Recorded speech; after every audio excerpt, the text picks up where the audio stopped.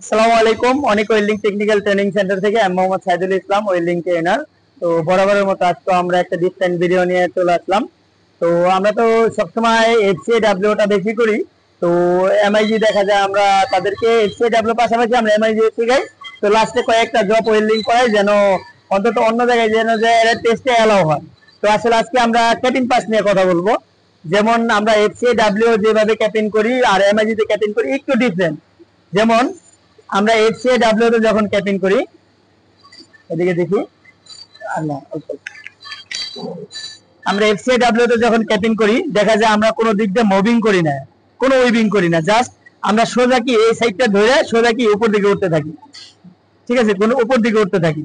কিন্তু যখন আমরা এমআইজি তে ক্যাপিং করব, এখন যদি আমি এইভাবে ধরে রাখি, ধরে রাখলে খালি এই জায়গাটা ফুলতেই থাকবো, তখন যে ডিফেক্টটা সৃষ্টি হবে, এই ডিফেক্টটার নাম কি? রেইনফোর্সমেন্ট। এটা ক্লিয়ার? কারণ আমাদের ওয়েল্ডিং তো একটা আপ থাকবে যে ওটা নির্দিষ্ট আছে 2.5, লাস্ট 2.5। এখন আমি যদি ধরে রাখি, কারণ এটা তো আপ হইতেই আছে, তখন দেখা যায় 4 mm 6 mm আপ হয়ে যাবে। ওকে, এর জন্য এমআইজি ক্যাপিংটা হবে এরকম। যেমন আমরা এসএমএডাব্লিউ এর ক্যাপিং করি না, সেম এইভাবে টসটা ধরি, একটু এদিকে আর এদিকে কি করি, আমরা উইভিং করি, এদিকে আর এদিকে কি করি, উইভিং করি।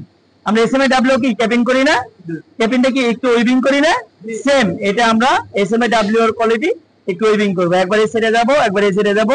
কিন্তু আমাদের টার্গেট থাকতে হবে বাম সাইড, কারণ আমাদের বাম সাইডটা লাগতে হবে স্ট্রেট, কারণ আমাদের ডাইন সাইড দিয়ে আরো একটা পাস মারবো, কিন্তু বাম সাইডে কিন্তু মারার কোনো স্কোপ নাই। ওকে, এফসিডাব্লিউ তে আমরা সোজা ধরে রাখবো, কোনো উইভিং করবো না, কিন্তু এমআইজি তে এসে কিন্তু আমরা উইভিং করবো। ওকে, কথা ক্লিয়ার? ঠিক আছে, তো আমরা এখন একটু দেখি।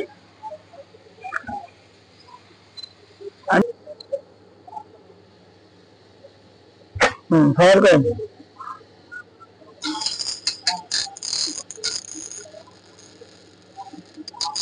হাতটা একটু সফট করেন। আমি কি এই সাইডে একবার আসবো, আর এই সাইডে ওই যে বাম সাইডে ওটা লেভেল করবো। আমরা যখন ওয়েল্ডিং করবো তখন কি হবে, ওয়েল্ডিং আর ফুলবে না, রেইনফোর্সমেন্ট হবে না, তখন আমাদের পারফেক্ট হয়ে যাবে। ওকে,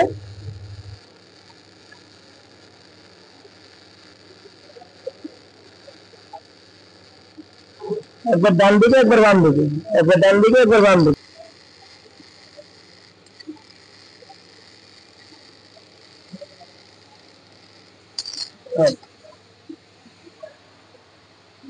দেখেন,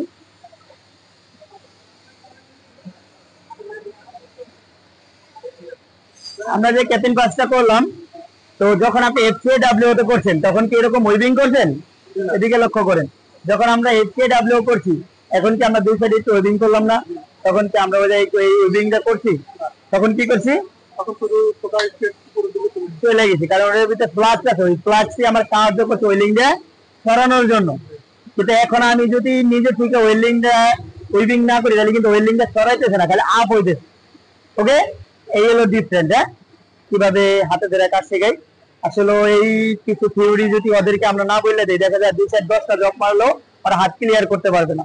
আর দেখা যায় আমরা থিওরি অনুযায়ী বা ওদেরকে যদি একটু দেখাই দিই, দেখা যায় ফার্স্ট জব, সেকেন্ড জব 2-3টা মারলেই হয়ে যায়, কারণ ওরা এফসিডাব্লিউ এর একটা ভালো ওয়েল্ডার হয়ে গেছে অলরেডি। যখন এফসিডাব্লিউ তে ভালো ওয়েল্ডিং করে, তখন আমরা এমআইজি তে নিয়ে আসি। কয়েকটা জব করার পরে আমরা তাদেরকে ছেড়ে দিই, যেন এফসিডাব্লিউ পারে, এমআইজিও পারে। তো আজকে এই পর্যন্তই। আমাদের সাথে থাকার জন্য ধন্যবাদ। আসসালামু আলাইকুম।